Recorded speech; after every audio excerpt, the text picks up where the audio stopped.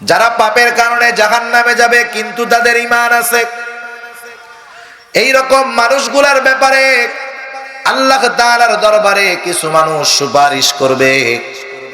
কিয়ামতের দিন সর্বপ্রথম সুপারিশ করবে তিন শ্রেণীর মানুষ। কয় শ্রেণীর মানুষ? রাসূলুল্লাহ সাল্লাল্লাহু আলাইহি ওয়াসাল্লাম বলেন, ইয়াশফাউ ইয়াউমাল কিয়ামাতি সালাসা, আল আম্বিয়া সুম্মা আল উলামা সুম্মা আশ-শুহাদা। সর্বপ্রথম সুপারিশ করবে আম্বিয়া আলাইহিস সালাম।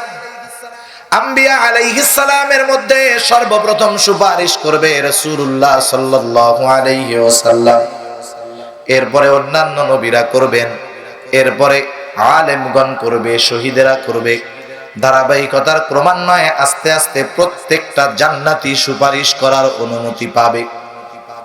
একটা সময় আল্লাহ তাআলা ফেরেশতাদেরকেও বলবে, ও ফেরেশতারা, দেখো তো কারো ন্যূনতম ঈমান আছে কিনা। ওই রকম ন্যূনতম ঈমান, যারা পরিমাণ ঈমানও যার আছে তাকেও সুপারিশ করো, তার জন্য তাকে আমি মাফ করে জান্নাত দিয়ে দিব। একটা সময় জান্নাতীরা সুপারিশ করবে, নবীরা করবে। এবার আল্লাহ তাআলা সবাইকে জিজ্ঞাসা করবে যে জাহান্নামে আর জান্নাতে যারা আছে এমন কোন মানুষ আছে নাকি যে ঈমানের কারণে, বদআমলের কারণে জাহান্নামী কিন্তু তার ঈমান আছে। সব মানুষেরা, জান্নাতীরা, নবীরা, ফেরেশতারা সবাই বলবে, না আল্লাহ, না না, ন্যূনতম ঈমান যার মধ্যে ছিল সেও জান্নাতে চলে আসছে। যেই মানুষগুলা এখন জাহান্নামে আছে ওরা হলো প্রকৃত জাহান্নামী। আল্লাহ তাআলা কিরামান কাতিবিনকেও জিজ্ঞাসা করবে, কারণ কিরামান কাতিবিনকে তো আল্লাহ তাআলা এমন পাওয়ার দিয়ে দিয়েছে যে মানুষ যখন কোনো কাজের নিয়ত করে, ভালো কাজ হোক আর মন্দ কাজ হোক, কিরামান কাতিবিন সেটা টের পায়, আর ভালো কাজের নিয়ত করলে সাথে সাথে সওয়াব লিখে দেয়। কারণ নিয়ত কি মানুষ মুখে করে না অন্তরে করে? অন্তরের মধ্যে থাকে। এটাও কিরামান কাতিবিনকে আল্লাহ জানার ক্ষমতা দিয়েছে। সেজন্য আল্লাহ তাআলা বলেন, কিরামান কাতিবিনা ইয়ালামুনা মা তাফআলুন। কিরামান কাতিবিন জানে আমরা কি করি, কি চিন্তা করি, তাও জানে কি নিয়ত করি। কিরামান কাতিবিনকে বলা হবে, ও কিরামান কাতিবিন, আমি আল্লাহ তো তোমাদেরকে এতটুকু পাওয়ার দিয়েছিলাম, কোন মানুষ যদি ভালো কাজের নিয়ত করে তোমরা জানতে পারতা, বুঝতে পারতা। খারাপ কাজের নিয়ত করলেও তোমরা জানতে পারতা, বুঝতে পারতা। তোমাদের জানা মতে এমন কোন মানুষ কি জাহান্নামে আছে নাকি যেই লোকটা ঈমান আনার জন্য নিয়ত করেছিল? কিরামান কাতিবিন বলবে, না আল্লাহ, না না, কারণ ঈমান আনা, ঈমান আনার নিয়ত করা, ঈমান আনা এটা হলো দুনিয়ার সবচাইতে উত্তম কাজ, সবচাইতে উত্তম আমল। আবু হুরায়রা রাদিয়াল্লাহু তাআলা আনহুর কাছে একজন লোক আসছে। আসার পরে জিজ্ঞাসা করে, ইয়া রাসূলুল্লাহ, আইয়ুল আমালি আফদল, সবচাইতে উত্তম আমল কোনটা? আল্লাহর নবী বলেন, আল ঈমানু বিল্লাহি ওয়া রাসূলিহি, সবচাইতে উত্তম আমল হলো আল্লাহ এবং তার রাসূলের উপরে ঈমান আনা। এটা হলো সবচাইতে উত্তম আমল। এই উত্তম আমলটা করার নিয়ত কেউ করছে নাকি অন্তরে? ঈমান আনার নিয়ত কেউ করছিল বা অন্তরে অন্তরে ঈমান আনছে, মুখ দিয়া বাহির করে নাই, এমন কোন মানুষ আছে যে জাহান্নামে আছে? কিরামান কাতিবিন বলবে, না আল্লাহ, এমন কোন মানুষ নাই। এখন যারা জাহান্নামে আছে এরা হলো প্রকৃত জাহান্নামী। এবার আল্লাহ রাব্বুল আলামিন জাহান্নামের মধ্যে তার দুইটা হাতকে দিয়ে দিবে। একদল মানুষকে আল্লাহ তাআলা জাহান্নাম থেকে উঠায়া আনবে। এই মানুষগুলার কপালের মধ্যে স্পেশাল ব্যাজ থাকবে, লেখা থাকবে উতাকাউর রহমান। এই মানুষগুলা হলো দয়াময় রহমানের অনুগ্রহ প্রাপ্ত বিশেষ বান্দা। এরা যে ঈমান আনছে, এদের ঈমান এতটা গোপন কিরামান কাতিবিন টের পায় নাই। সুবহানাল্লাহ। তাহলে দেখেন আল্লাহ তাআলা একটা মানুষের কোন জায়গার খবর রাখেন, যেখানকার খবর ফেরেশতা পর্যন্ত জানে না। ওই দিন আল্লাহ তাআলা যে আলিমুল গায়েব, এর বিশ্বাস তো আমাদের আছে। কেমন আলিমুল গায়েব? আল্লাহ রাব্বুল আলামিন তার পূর্ণ পরিচয় সেদিন গোটা মানুষের সামনে, জান্নাতীদের সামনে আল্লাহ তাআলা প্রকাশ করে দিবে। সেজন্য আল্লাহ আমার ওই জায়গার খবরটাও রাখেন, ঠিক কিনা বলেন? সেজন্য আল্লাহ তাআলা আমাদেরকে জানায় দেন, গোলাম ওয়ালাকাদ খালাকনাল ইনসানা ওয়া না'লামু মা তুওয়াসওয়িসু বিহি নাফসুহু ওয়া নাহনু আকরাবু ইলাইহি মিন হাবলিল ওয়ারিদ। আল্লাহ তাআলা বলেন ওয়ালাকাদ খালাকনাল ইনসান, আমি মানুষকে সৃষ্টি করেছি, ওয়া না'লামু মা তুওয়াসওয়িসু বিহি নাফসুহু, তার অন্তরের মধ্যে কি তাকে কুমন্ত্রণা দেয়, কি তাকে ওয়াসওয়াসা দেয়, আমি আল্লাহ জানি। কেন জানি? ওয়া নাহনু আকরাবু ইলাইহি মিন হাবলিল ওয়ারিদ। আল্লাহ তাআলা বলেন আমি তার গলার শিরা থেকেও অধিক নিকটবর্তী, এজন্য আমি তার অন্তরেরটাও জানি। এখন যেই আল্লাহ আমার অন্তরের অবস্থা জানেন, দেখেন, বলেন তো সেই আল্লাহ আমি পাপ করলে, গুনাহ করলে, মিথ্যা বললে, দর্শন করলে, অপরাধ করলে দেখেন কি দেখেন না? তাইলে আল্লাহ আমারও যেমন নিকটবর্তী, আপনারও তেমন নিকটবর্তী, তাই না? যেটা মিথ্যা কথা বলে ওরও, যে দর্শন করে তারও, সব জানে। একটা মানুষ যে যত বড় চিটিংবাজ হোক আর বাটপার হোক আর মিথ্যাবাদী হোক, বাবা খোরাক আর দর্শক হোক, ওর বাপ যদি ওর সাথে থাকে, ওকে এই অপরাধগুলা করবে? তখন তো ওর মতো ভালো কেউ থাকবে না। দেখেন, আমার আপনার অন্তরের মধ্যে আমার পিতার ভয় আছে, ভাইয়ের ভয় আছে, অপরিচিত লোকের ভয় আছে, কিন্তু আল্লাহর ভয় নাই। কথা বুঝতেছেন না? যদি আল্লাহর ভয় থাকতো, আল্লাহ বলতেছে আমি কত নিকটবর্তী তোমার, এই শিরার চাইতেও নিকটবর্তী, অন্তরেরটাও আমি জানি। যে অন্তরেরটা জানে তার বাহিরেরটা জানি, এটা বলার দরকার আছে নাকি? যেমন বোঝানোর জন্য বলতেছি, এক লোক একজনের সাথে কথা বলতেছে, কথা খেয়াল দিয়ে শুনে, আর যারা দাঁড়ায় আছেন একটু বসেন, এদিকে জায়গা থাকলে একটু বসেন ভাই। দেখেন আপনারা এদিকে থাকেন, ওনারা বসবে, এদিক থাকেন। এক লোক আর এক লোকের সাথে কথা বলতেছে, দুইজনের সাথে দেখা। অনেক সময় আমরা জিজ্ঞাসা করি না একজনের সাথে একজনের দেখা হইলে, আপনার নাম কি, বাড়ি কোথায়, কি লেখাপড়া করছেন, কোথায় পড়াশোনা করছেন? অনেক সময় মানুষের প্রশ্নের দ্বারাই বোঝা যায় যে এই লোকটা কত গবেট, বোঝা যায় না? যেমন একজন একজনের সাথে কথা বলতেছে, দেখা হয়েছে, সালাম বিনিময় হয়েছে, ভাই আপনি ভালো আছেন? হ্যাঁ। আপনি কি করেন? ভাই লেখাপড়া করি। কোন পর্যন্ত করছেন লেখাপড়া? বলতেছে যে আমি মাস্টার্স কমপ্লিট করছি। কি করছে? মাস্টার্স কমপ্লিট করছে। এবার যিনি প্রশ্ন করতেছেন যে আপনি কি লেখাপড়া করছেন, উনি বললেন মাস্টার্স কমপ্লিট করছি। এখন প্রশ্নকারী যদি এবার প্রশ্ন করে যে ভাই আপনি কি ম্যাট্রিক পাস করছিলেন, আপনি কি আইয়াতে পাস করছিলেন ভাই? এখন বলেন তো, যেই লোকটা মাস্টার্স পাস করছে সে যদি ম্যাট্রিক পাস না করে, আইএ পাস না করে, এরপরে অনার্স কমপ্লিট না করে, সে কি মাস্টার্সে ভর্তি হতে পারবে?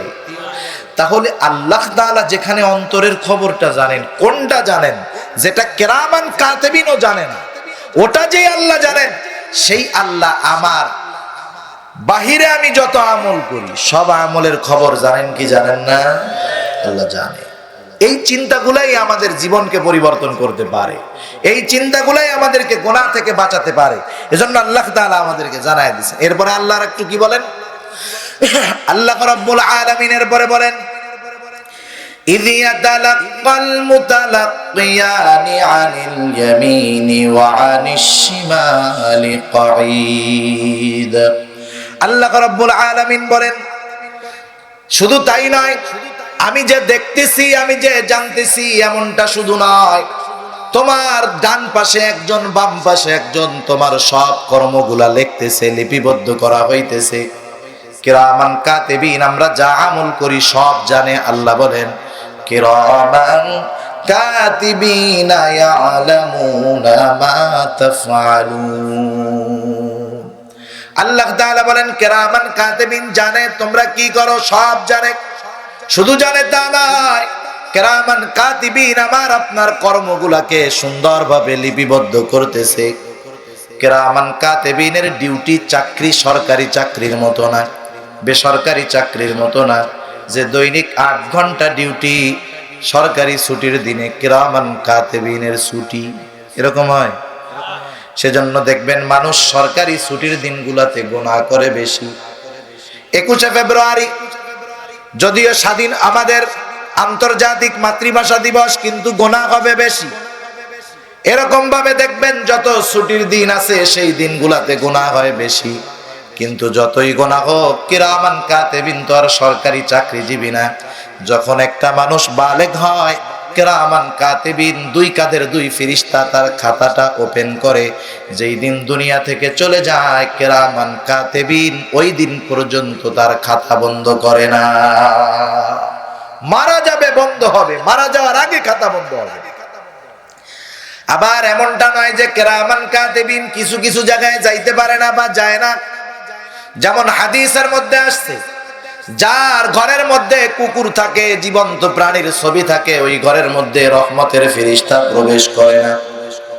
যদিও রহমতের ফেরেশতা প্রবেশ করে না, কিন্তু কিছু ফেরেশতা আছে আপনি আমি যেই জায়গায় যাই তারাও সেই জায়গায় যায়।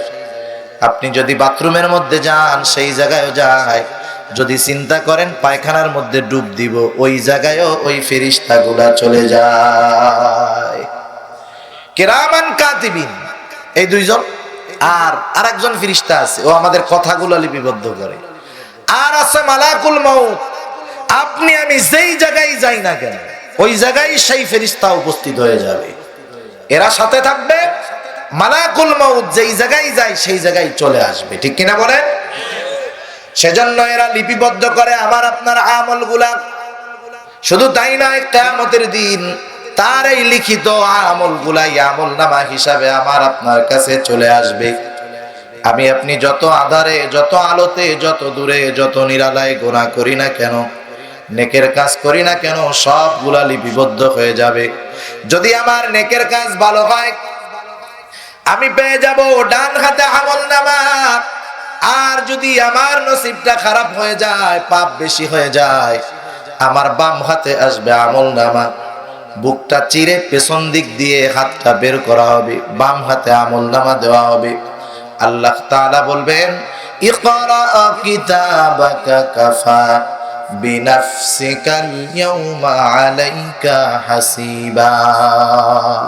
পড়ো তুমি তোমার আমলনামা, তোমার কিতাব, তুমি হিসাবের জন্য নিজেই যথেষ্ট। সেই দিন আমলনামা যেই ভাষায় দেওয়া হোক, যে ভাষায় লেখা থাক, আমি যেই বাঙালি হই আর সুরিয়ানি হই, আফ্রিকান হই, সবাই পড়তে পারবে না? পারবে তো? এটা তো বর্তমান প্রযুক্তির কল্যাণে এটা বোঝা আরো সহজ। এখন তো একটা সময় মানুষ ভাষা শেখার জন্য কত পরিশ্রম করতো, এখন আর ভাষা শেখা লাগে না। চাইনিজ ভাষা, যেই ভাষা চাইনিজ, আপনাদের দিকে চাইনিজরা আছে না? আছে না? ইংরেজি কথা বললে তো ইয়েস নো ভেরি গুড, কমপক্ষে বাঙালি এটা তো বুঝে। একবারে যত নিম্ন শ্রেণীর মানুষ হোক, ইয়েস নো ভেরি গুড তো বুঝে। কি বলেন? এগুলা বুঝে। কিন্তু চাইনিজের শব্দ তো বহুত দূর, অক্ষরও বোঝা যায় না। কথা বললে কি গালি দেয় না কথা কয়, এটাও বোঝা যায় না। কিন্তু প্রযুক্তির কল্যাণে এখন চাইনিজের সাথে কথা বলা সহজ, শুধু লিখিত মেসেজ আকারে নয়, ভয়েস আকারে। সুবহানাল্লাহ। কেমনে যায়? আপনি একজন চাইনিজের সাথে ভয়েস মেসেজিং করবেন, চাইনিজ ভাষা তো আপনার জানা নাই, আপনি দিবেন, আপনার ভয়েসটা কনভার্ট হবে বাংলা থেকে চাইনিজ। আপনি বাংলায় বলবেন, তুমি কেমন আছো, হুবহু আপনার লাহানে, আপনার টোনে এই শব্দটা চাইনিজ ভাষায় কনভার্ট হয়ে চাইনিজের মোবাইলে চলে যাবে, ওর ভাষায়। ওখানে আওয়াজ করবে যে তুমি কেমন আছো। চাইনিজ বুঝতে পারবে না, এবার চাইনিজ ওর ভাষায় বলবে, হ্যাঁ ভালো আছি, তুমি কেমন আছো। ও যখন দিবে যে চাইনিজ টু বাংলা, ওর টোনে, ওর ভাষায়, হুবহু ওর শব্দে, ওর মডেলে আমার আপনার কাছে বাংলায় চলে আসবে, হ্যাঁ ভালো আছি, তুমি কেমন আছো। সুবহানাল্লাহ। মানুষকে এই বুদ্ধি দিছে কে? জোরে বলেন, কে দিয়েছে? যেই আল্লাহ এই বুদ্ধি দিয়েছেন, তিনি আমাকে আপনাকে আমলনামা যেই ভাষায় হোক পড়ার যোগ্যতা দিতে পারেন না? একটা প্রযুক্তি আছে, দেখবেন অনেক জায়গায় আন্তর্জাতিক সেমিনার গুলায় প্রত্যেকটা দেশের রাষ্ট্রপ্রধান তার ভাষায় বক্তব্য দেয়। মনে করেন 100 জন রাষ্ট্রপ্রধান এই সেমিনারে আছে, প্রত্যেকেই আমার বক্তব্য শুনবে, কিন্তু আমি তো বলতেছি বাংলায়। 100 জন কি বুঝবে? বুঝবে না। আমার ভাষণ আমি বাংলায় দিব, প্রত্যেকের কানে এক একটা হেডফোন থাকবে, আর যিনি যেই ভাষার লোক, মুহূর্তের ভিতরে আমি বলার সাথে সাথে আমার উচ্চারিত বাংলা ভাষার বক্তব্যটা তার ভাষায় কনভার্ট হয়ে তার কাছে পৌঁছায় যাবে। সুবহানাল্লাহ। এই বুদ্ধি দিছে কে? আল্লাহ দিছে। সেই আল্লাহ যখন বলবে করা কিতাবাক কাফা বিনাফসিকাল ইয়াউমা আলাইকা হাসিবা, পড়ো তোমার কিতাব, হিসাবের জন্য তুমি আজকে নিজেই যথেষ্ট। এবার মানুষেরা তারা আমলনামা পড়বে, অবাক হয়ে যাবে, বলবে হায় রে, এটা কেমন কিতাব, ক্ষুদ্র থেকে ক্ষুদ্রাতীত, বৃহৎ থেকে বৃহত্তর, একটা বিষয় ছুটে যায় নাই। এই যে বালেগ হওয়ার পর থেকে মৃত্যুর আগ পর্যন্ত ছোট বড় যত আমল আমি করেছি সবগুলা এখানে আছে। অবাক হয়ে তারা বলবে মালি হাযাল কিতাব লা ইউগাদিরু সগীরাতাও ওয়ালা কাবীরাতান ইল্লা আহসাহা, একটাও ছুটে যায় না, এটা কেমন কিতাব। সেজন্য আল্লাহ তাআলা জানায় দেন ওই আমলনামা প্রস্তুত করতেছে দুই কাঁধের দুই ফেরেশতা, সাবধান, এমন কিছু করো না যাতে করে তোমার আমলনামায়, তোমার কিতাবের মধ্যে এমন কিছু লিপিবদ্ধ হয়ে যায় যার কারণে কিয়ামতে আফসোস করতে হয়। এক নম্বরে আল্লাহ জানায় দিলেন তোমার অন্তরের খবর জানি, খোঁজ রাখি। এরপরে আল্লাহ জানায় দিলেন এমন দুইজন ফেরেশতা তোমার দুই কাঁধে দুই পাশে নিযুক্ত করে দিয়েছি। এই দুইজন ফেরেশতা তোমার সব কর্মগুলা লিপিবদ্ধ করতেছে। শুধু তাই নয়, আল্লাহ তাআলা এরপরে বলেন মা ইয়ালফিযু মিন কাওলিন ইল্লা লাদাইহি রাকীবুন আতীদ। আল্লাহ রাব্বুল আলামিন বলেন মানুষ যেই কথাই উচ্চারণ করে তা সংরক্ষণের জন্য সদা সর্বদা তার কাছে একজন তৎপর ফেরেশতা নিযুক্ত আছে। তার মানে আমি আপনি যেই কথাগুলা বলতেছি সবগুলা রেকর্ড হয়, ঠিক কিনা বলেন? আল্লাহ তাআলা একজন ফেরেশতা নিযুক্ত করে দিয়ে রাখছেন রেকর্ড করার জন্য। প্রশ্ন করতে পারেন এত কথা বললাম কেমন করে বের করবে আল্লাহ তাআলা? আল্লাহ রাব্বুল আলামিন আমার আপনার সব কথাগুলার মধ্য থেকে ভালো কথা মন্দ কথা সবগুলাকে আলাদা করতে পারবে। বলতে পারেন হুজুর দুনিয়ার শুরু থেকে নিয়ে শেষ পর্যন্ত কত মানুষের কথাগুলাই তো একসাথে থাকবে, আমারটাকে আপনি বের করবে? আপনার যখন কিছু জানার প্রয়োজন হয়, দেখার প্রয়োজন হয়, আপনি মোবাইলের ইন্টারনেট কানেকশন ওপেন করে দিয়া গুগলের মধ্যে গিয়া যখন আপনি দুইটা অক্ষর লেখেন সাথে সাথে আপনার সামনে অনেকগুলা জিনিস চলে আসে। আপনার যেটা দরকার আপনি ক্লিক করেন, আপনার ইন্টারনেট কানেকশন ভালো, মোবাইলটা ভালো, কয়েক সেকেন্ডের মধ্যে আপনি যেই তথ্যটা চেয়েছেন কোটি কোটি তথ্যের মধ্য থেকে গুগল আপনাকে কয়েক সেকেন্ডের মধ্যে আপনার চাহিদা মোয়াফেক তথ্য আপনার সামনে হাজির করে দেয়। এই যে বুদ্ধি, এটা দিছে কে? জোরে বলেন কে দিছে? আল্লাহ দিছে। আল্লাহ যদি বলে আমি আব্দুল করিমের সব ভালো কথাগুলা চাই, আলাদা হয়ে যাবে না? আমরা কথা যে বলি এই কথাগুলা বাতাসের মধ্যে থাকে, ধ্বংস হয় না, ভ্যানিশ হয় না। আল্লাহ তাআলার কুদরত। আপনি আপনার আত্মীয় আছে আমেরিকাতে, মোবাইল ফোনের মাধ্যমে কথা বলেন, আপনি যখন তাকে ফোন দেন হুবহু আমেরিকা থেকে আপনার কণ্ঠই তো সে শুনে, নাকি অন্য কারো কণ্ঠ শুনে? আপনার কণ্ঠ শুনে। যখন ইমোতে ভিডিও কথা বলেন সে আপনাকেই দেখে, অন্য কাউকে দেখে না।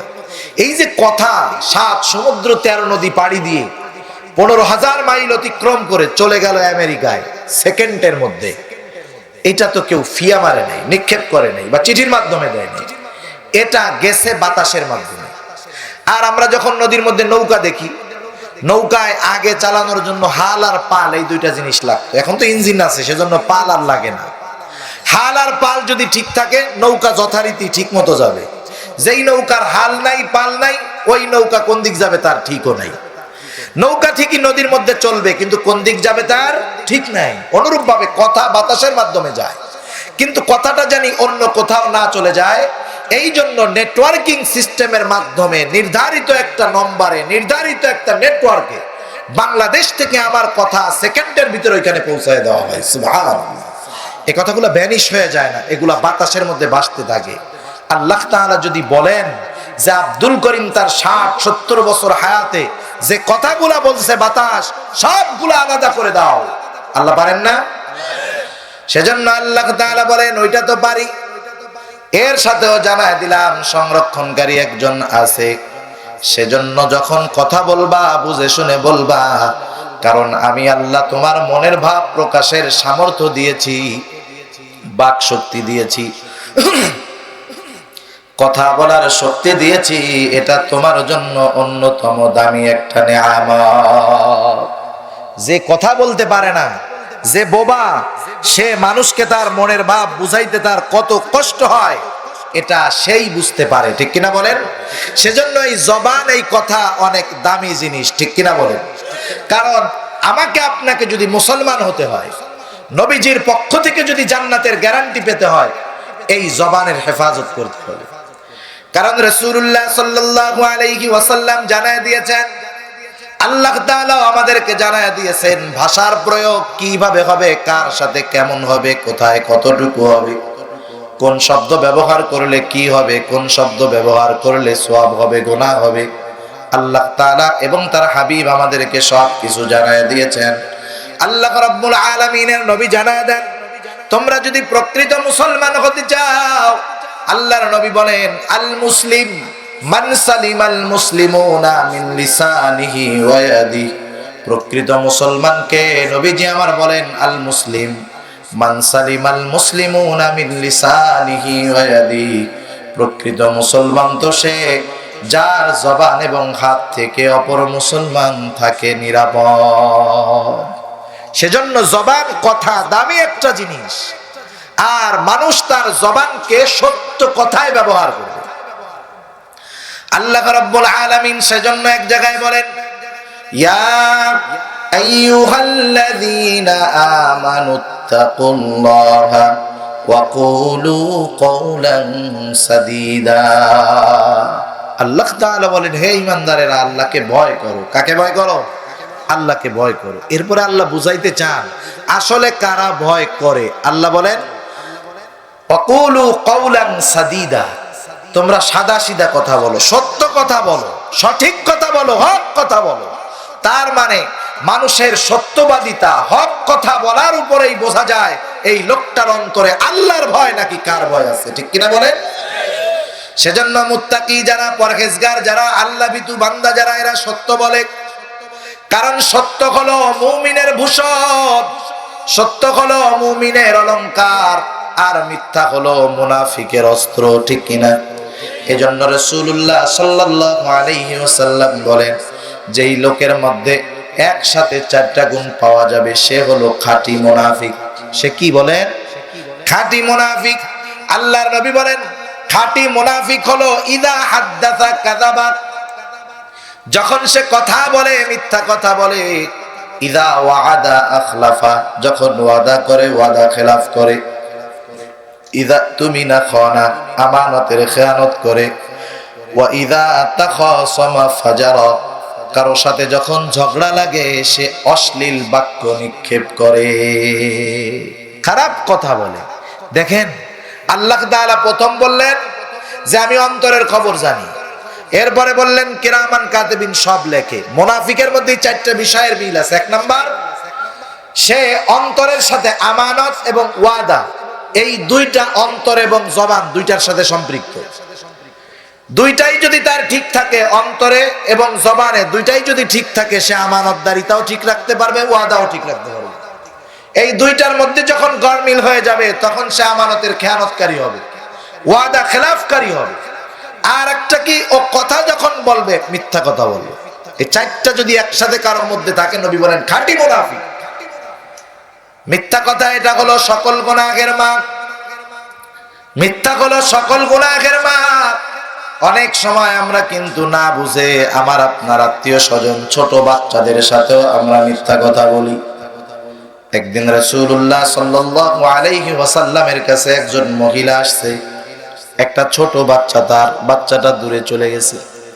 এমনি ডাকতেছে, বাবা এদিকে আসো, ছোট বাচ্চা আসে না। এবার তিনি মুষ্টিবদ্ধ করে বাচ্চাটাকে ডাকতেছে যে এদিকে আসো, আমার হাতের ভিতরে খাবার আছে, তোমাকে খাবার দেওয়া হবে। এবার বাচ্চাটা কাছে আসলো, মহিলা হাতের থেকে একটা খেজুর বের করে বাচ্চাটাকে দিল। আল্লাহর নবী বললেন, তোমার হাতের মধ্যে যদি কিছু না থাকতো তুমি তাহলে এই বাচ্চাকে ধোঁকা দিয়েছো বলে পরিগণিত হতে, তুমি মিথ্যাবাদী হিসাবে সাব্যস্ত হতে যদি তোমার হাতের মধ্যে কিছু না থাকতো। আমরা আমাদের বাচ্চাদেরকে এরকম মাঝে মধ্যে মিথ্যা ধোঁকা দেই। যেমন ছোট বাচ্চা, 3-4 বছরের বাচ্চা ছোটখাটো অপরাধ করতেই পারে, ঠিক না? ছোট বাচ্চা কি করবে? নাইলে একটা প্লেট ভেঙে ফেলছে, নাইলে একটা গ্লাস ভেঙে ফেলছে, এই তো করবে নাকি? ছোটখাটো ভুল করে।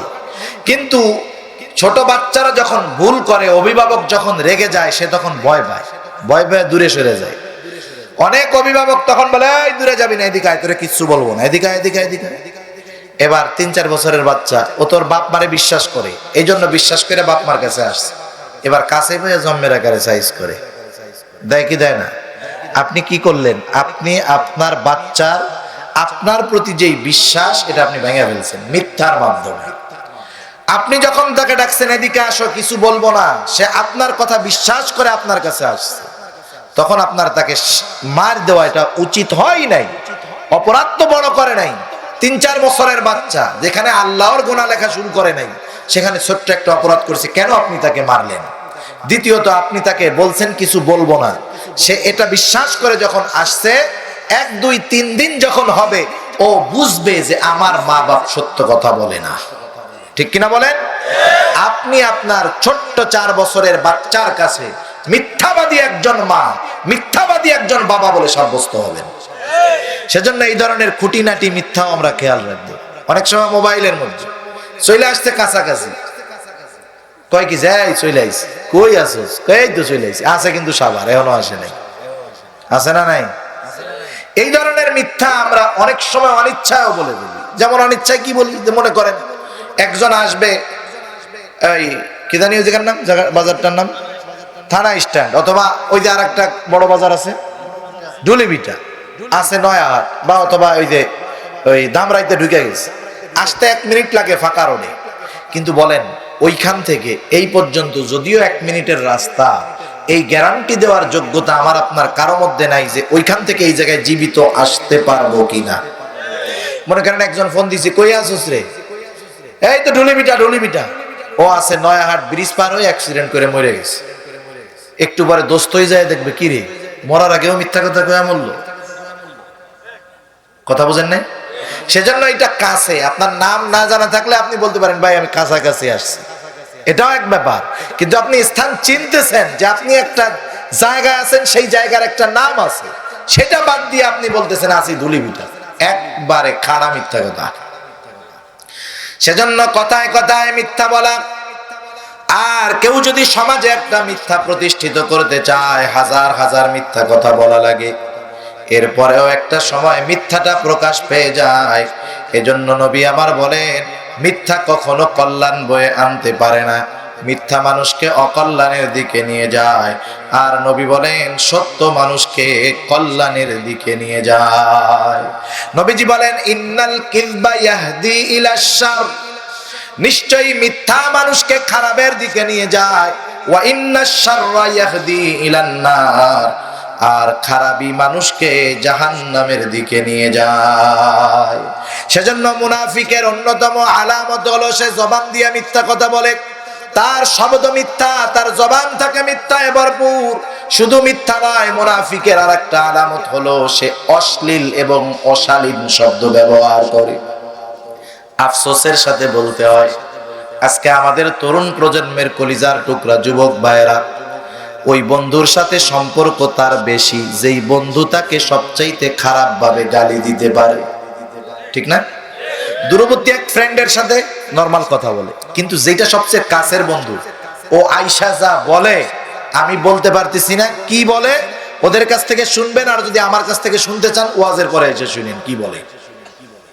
বুঝেন নাই?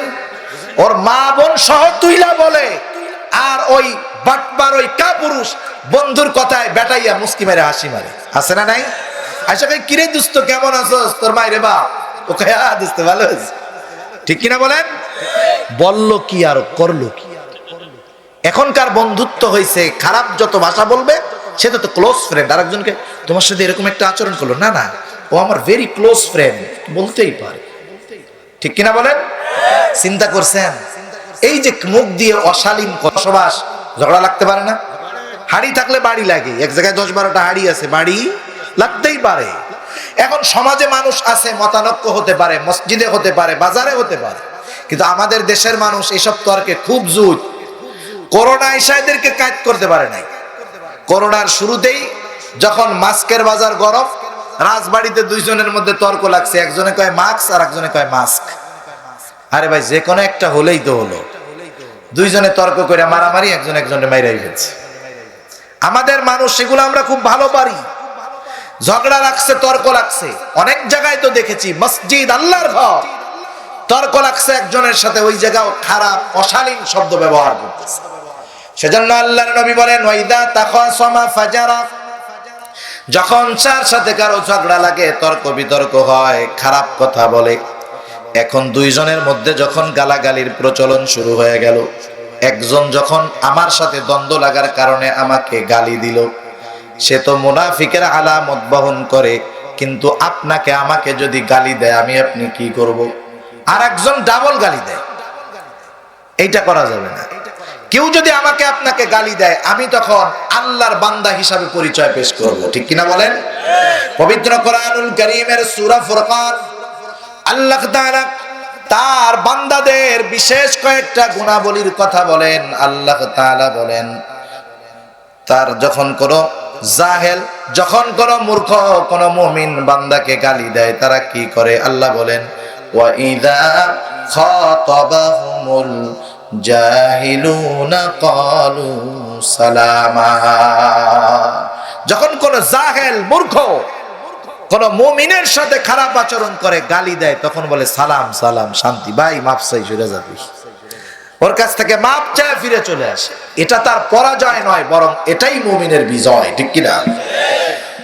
আল্লাহ রাব্বুল আলামিন রেকর্ড করাইতেছেন, আর আমি আমার জবান দিয়ে সব সময় সত্য কথা বলবো, কারণ সত্য হলো মুমিনের ভূষণ। আর আল্লাহর নবী বলেন, ইন্নাস সিদকা ইয়াহদি ইলাল বির ওয়া ইন্নাল বিররা ইয়াহদি ইলাল জান্নাহ, সত্য মানুষকে কল্যাণের দিকে নিয়ে যায়, আর কল্যাণ মানুষকে জান্নাত পর্যন্ত পৌঁছায় দেয়।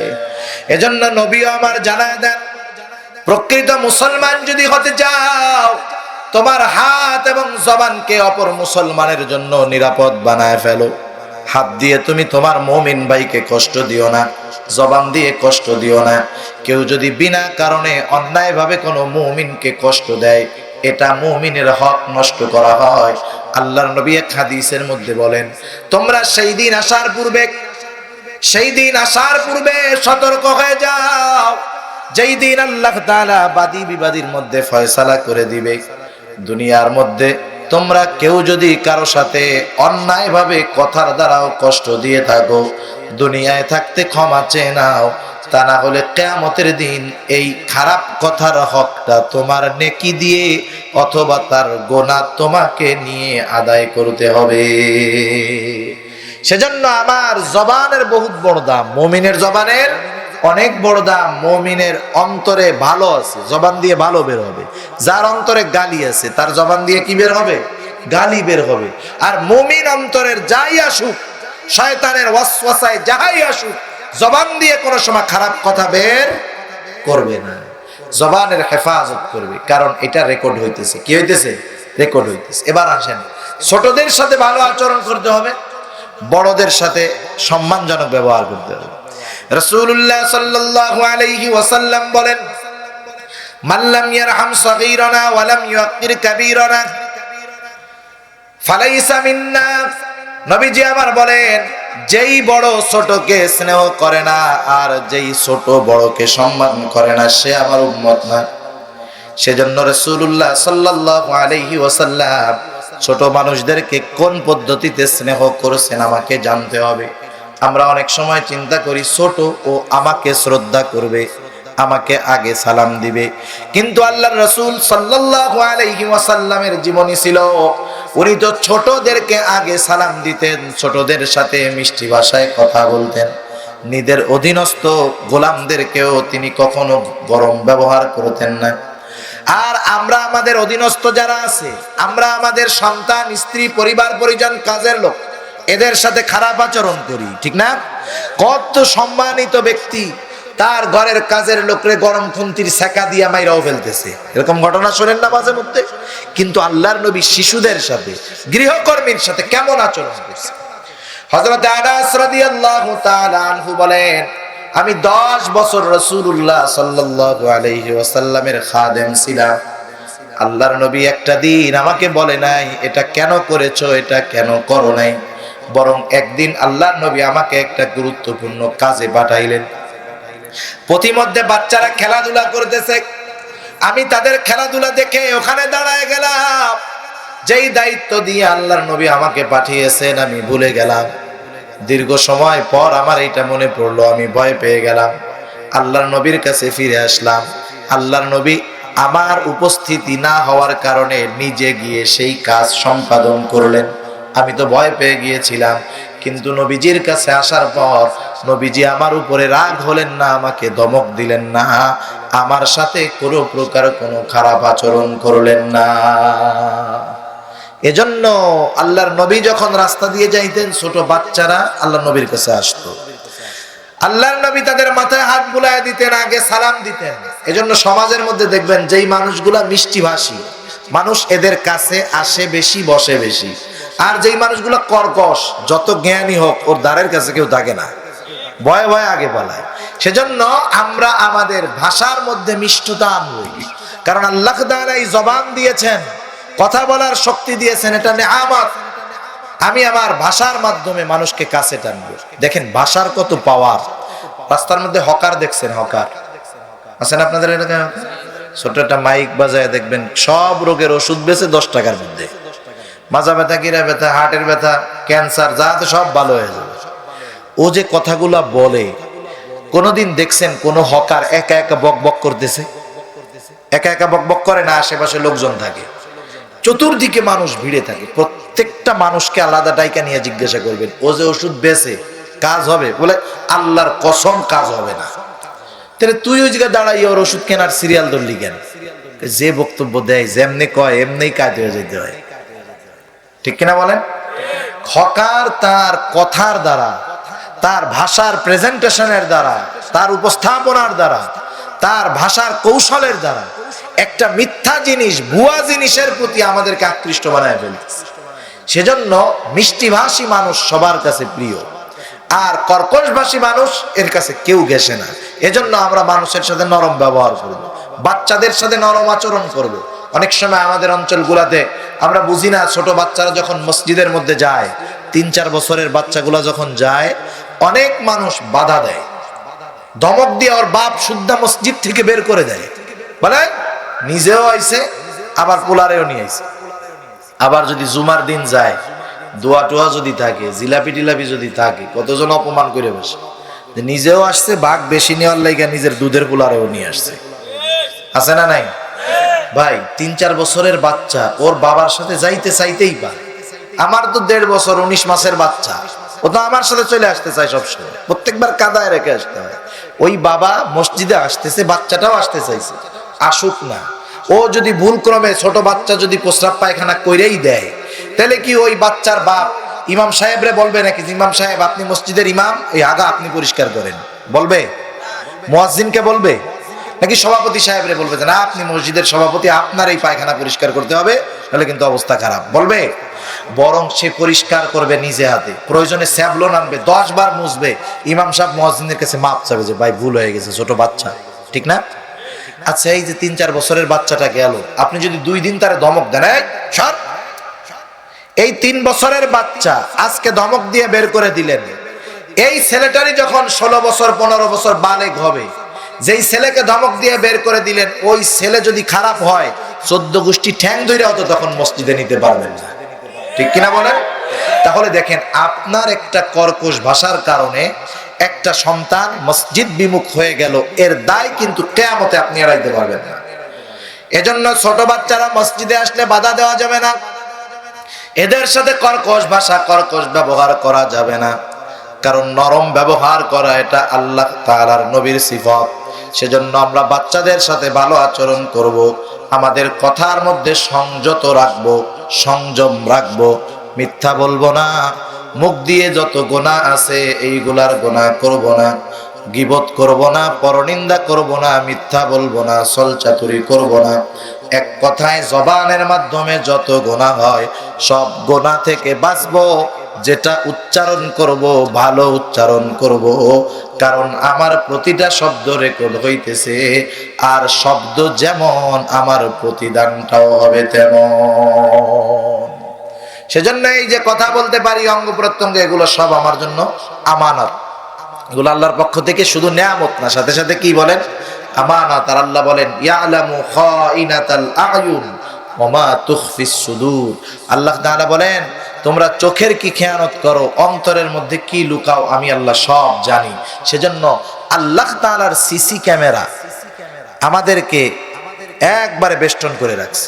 আমরা একটা মুহূর্ত আল্লাহর দৃষ্টির বাইরে নাই, একটা শব্দ নাই যেটা অন্তরে আছে আল্লাহ শোনে না। তাহলে দেখেন আমরা এমন একটা প্রোটোকলের মধ্যে থেকেও কেমন করে অন্যায় করি, গুনাহ করি, এগুলার দিকে আমরা ধাবিত হব না। আর আগামীকাল যেহেতু আমাদের আন্তর্জাতিক মাতৃভাষা দিবস, যাদের অবদানে আজকে আমরা বাংলা ভাষায় কথা বলতে পারতেছি, যেহেতু আন্তর্জাতিক মাতৃভাষা দিবস, এটা আন্তর্জাতিকভাবে বিভিন্ন পদ্ধতিতে পালিত হতে পারে, ঠিক না? হিন্দুরা এক পদ্ধতি পালন করতে পারে, বৌদ্ধরা পারে, খ্রিস্টানরা পারে, আন্তর্জাতিকভাবে যারা আছে তারা পারে। কিন্তু যে পদ্ধতি থাকুক না কেন, মুমিনেরও তো কিছু পদ্ধতি আছে, ঠিক কিনা বলেন? অন্যরা যা করে করুক, সেটা পরের ব্যাপার, আমরা পালন করব কিভাবে? আমাদের এই পালন তো সব সময় হবে। আমাদের এই দোয়া, আমাদের এই মাতৃভাষা দিবস পালন, এটা শুধু একদিন না। কারণ আমরা 21শে ফেব্রুয়ারি শুধু যে বাংলায় কথা বলি তা না, সারা বছর বলি। যতদিন আল্লাহ জবান খোলা রাখবেন ততদিন বলবো, ঠিক না? সেজন্য ততদিন আমাদের তাদের জন্য দোয়া থাকবে। আমরা তাদের জন্য দোয়া করব। 3 বার ইখলাস পড়া, 1 বার ইখলাস পড়া, সূরা ফাতিহা পড়ে আমরা দোয়া করে দিব, আল্লাহ যাদের আত্মত্যাগে আল্লাহ আজকে বাংলা ভাষায় কথা বলতে পারতেছি, এই মুমিন মানুষগুলাকে আপনি শহীদের মর্যাদা দান করেন। আপনি বলেন তো, সারা দুনিয়ার মানুষ যেই পদ্ধতিতে পালন করুক না কেন, একজন মানুষ যদি একবার ইখলাস পড়ে তাদের জন্য দোয়া করে, কার পালনটা উত্তম হবে? একবার ইখলাস পড়ে তার জন্য দোয়া করলে এটার সাথে বাকিগুলার তুলনা করার সুযোগ নাই, বরং এমন এমন কিছু কাজ তো হবে যার ফলে তাদের গুনাহ হওয়ার সম্ভাবনা আছে, সওয়াব তো বহুত দূরের কথা। সেজন্য আমরা মুমিন, আমাদের কর্মগুলো ঈমান মার্কা হতে হবে।